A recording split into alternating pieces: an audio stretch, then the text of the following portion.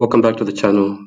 So in one of my previous videos, I shared with you how the food supply chain and oil uh, refineries and uh, gas pipelines were being destroyed around the world, especially since the start of this staged war with Iran began at the end of February. So in this video, I'm going to be talking specifically about oil refineries and gas pipelines that have been destroyed, and there are multiple of them, not just in the Middle East as well. So this says here global refinery incidents between the 2nd to the 22nd of April this year in 2026. Of course, I don't believe in the globe. I believe uh, I'll just refer to this as worldwide refinery incidents rather than global. There's no such thing as a globe. Okay, we don't live on a globe. Um, um, it says down here what just happened. Multiple refineries and industrial sites hit by fires. I don't know how industrial sites and refineries can be hit by fires. Fires can be started purposely. Um, There's explosions and attacks, impacts. There's been injuries and fatalities, outages and supply disruptions. What has caused them? They range from attacks to equipment failures and negligence. But what you'll notice as we go through this is that there've been multiple of them, especially after this war with Iraq started. Some of them, it says here, they've been caused by equipment failures and negligence. There's been rising risks to energy security and critical infrastructure. So let's start here on the top left. On the 2nd to the 3rd of April, this happened in Kuwait in a place called Mina Al Ahmadi refinery. Multiple fires, which were caused by a drone strike, confirmed drone strike. Okay. Says the impact. Some of the wording is quite small. I might not be able to read everything, but it says the impact of this attack is geopolitical escalation. And then 5th of April in China, which is nowhere near the Middle East, says Jinan industrial factory. There was a large explosion which was caused by safety failure. Of course, I don't believe that this is just a safety failure. I believe that this is a coordinated attack on oil refineries and gas pipelines to cause a shortage of fuel worldwide. Obviously, this will help to achieve the United Nations Sustainable Development Goals, so-called, and obviously net zero as well, which is basically a complete reduction, or how can I say it, would stop us using our cars, whether they be petrol or diesel, and then will stop us flying as well, which is obviously, this is already having an impact on the freedom of travel. With regards to net zero, the stated goal is that by 2050 they don't want anyone using combustion engines. So that will include petrol and diesel cars, and obviously planes as well that use jet fuel or kerosene. And then we have here on the 9th of April in Mexico, it says Dos Bocas refinery, and I can't read the rest of it. There was a fire there. Okay, there was a fire. Oh, that's all I can see there. In fact, I think it says Coke unit fire, second in the month. This is in Mexico. Once again, these two, China, Mexico, nowhere near the Middle East, but we have fires that are destroying oil refineries, obviously affecting the supply of fuel. And then 13th to the 14th of April in India, it says Windata plant. There was a boiler explosion which killed 20 plus people. Cause, it says overload and negligence, impact industrial strain.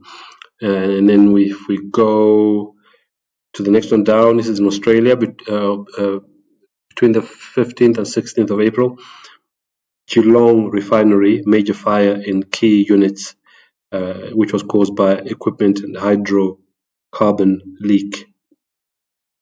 and he says that the impact was aging infrastructure. And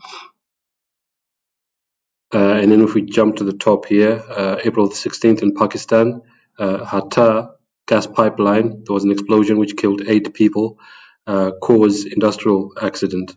And then from between the 16th to the 19th of April in Russia,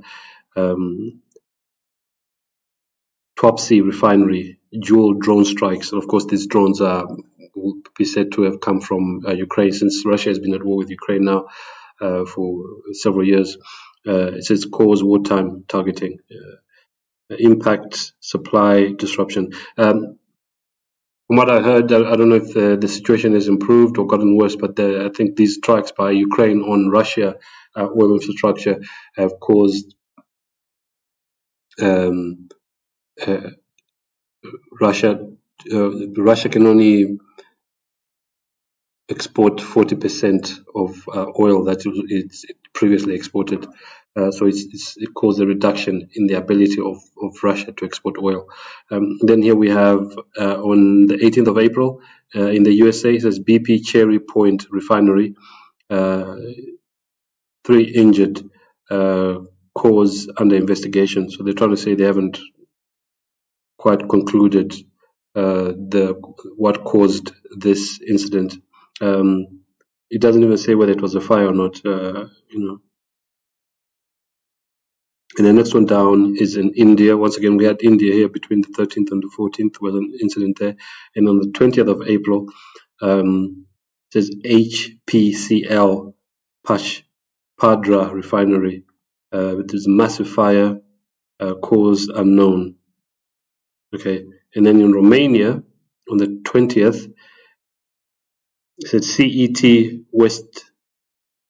Is it West or West plant transformer explosion, cause grid equipment failure, allegedly. And then April 22nd in Iraq, Erbil oil refinery. There was a massive fire after alleged attack. Causes under investigation. It doesn't say who attacked the oil refinery. Could have been Israel, or we don't know. Who knows what actually happened? Maybe it was the Iraqis themselves that caused the fire, and then said that they were attacked. Because remember, this is all coordinated to reduce the supply of fuel around the world, perhaps slowly leading to the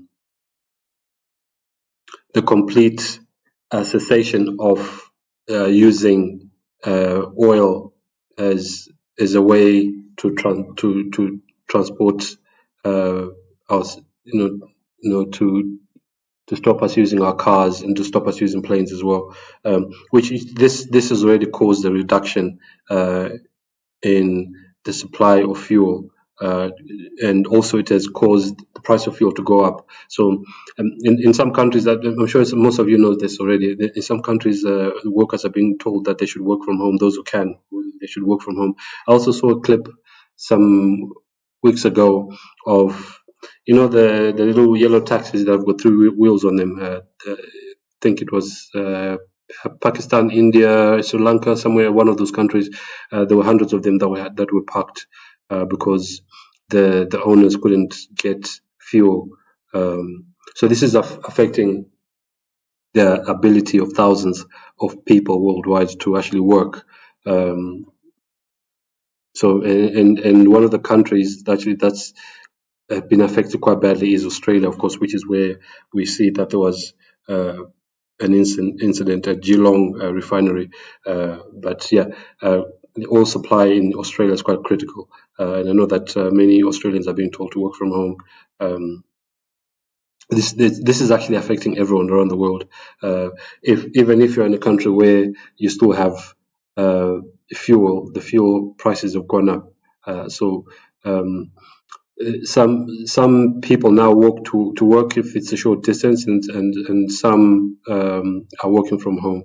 So it's affecting everyone. So this is just an update on what's going on around the world. And of course, we have this issue with the Strait of Hormuz, which initially it was the Iranians that said they were going to shut the Strait of Hormuz or control it to the extent where they'll only allow friendly countries to to send ships in and out of that area. But now we hear that Trump and the Americans are now saying they are going to blockade the Strait of Hormuz, of course, which doesn't make sense because a few days or a few weeks ago, Trump was threatening to bomb Iran because the strait was closed. He threatened them and said if they didn't open the strait, he would bomb them.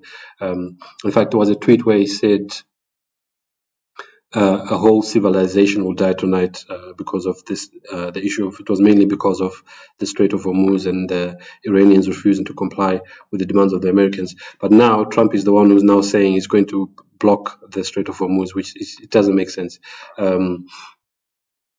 This is all a coordinated thing with all these countries playing their part. And of course, here we haven't seen anything about Iran, from what I remember.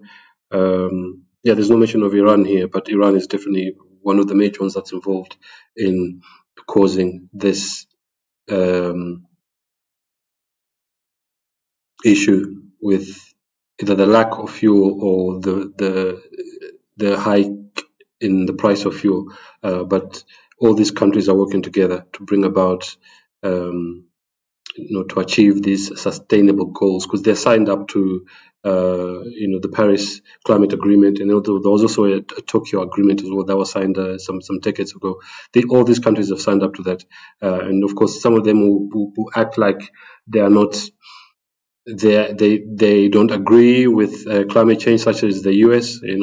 Trump will say he doesn't agree and he doesn't believe in climate change, but the fact is, him attacking Iran, and of course it was an unprovoked attack. We always hear of this lie that Iran wants to is trying to get nuclear weapons, but of course the United States and Israel, which attacked Iran, have nuclear weapons already. So allegedly, because there are some who say that nuclear weapons don't actually exist. Whatever weapons they have can cause a lot of destruction. So, I mean, whether you believe in nuclear weapons or not, that the allegation that Iran is trying to get nuclear weapons, that is being used against them by the United States and Israel, both of which claim that they have nuclear weapons, which also doesn't make sense. If the US and Israel have nuclear weapons, why can't Iran have them if they actually exist? So, yeah. Perhaps I've said it many times. This is all coordinated. Okay, it's not happening by chance. Remember that I think it was FDR who said, as in Roosevelt, said everything that happens in politics is planned. If it happens, it's planned that way. Of course, for those maybe who haven't read The Art of War, go and read it. You'll see that it talks about the principles of how wars should be fought. And of course, the Art of War is a Jesuit war manual. It was written by a Jesuit, and then they made it look like it was written by a Chinese general who has never been proven to exist. Okay, so that's what I wanted to share. And just to finish off, I think more is going to happen. So we've got these several countries here that have had oil infrastructure destroyed or damaged, but that's not to say this is the end of it. It may continue to happen in various other countries where there are oil pipelines and oil refineries. Okay, don't think that what is happening right now is all that's going to happen. There may be more that's going to happen. Maybe the situation might even escalate and affect other countries which haven't been affected so far. So that's what I wanted to share in this video. Thanks for watching, and I'll see you in the next one.